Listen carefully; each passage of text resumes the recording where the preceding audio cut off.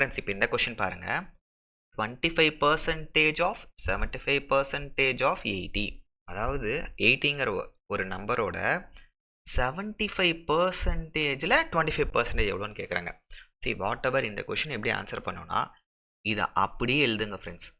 25% என்னது 25 out of 100. ஓகேவா? So mathematics பொறுத்த வரைக்கும் ஆஃப்னா என்னது பெருக்கல். அப்புறம் 75% என்னது 75 அவுட் ஆஃப் 100, அதாவது 100க்கு 75, மறுபடியும் ஒரு ஆஃப் வருது இன்டூ 80 போட்டுருங்க. ஸோ அப்படியே கேன்சல் பண்ணுங்கள். 125 சார் 25, 425 சார் 100. இது 25 டேபிளில் 3/4 போகும். ஓகேவா? இங்கே பாருங்கள் 4 இங்கே 20 டைம்ஸ் போகும்.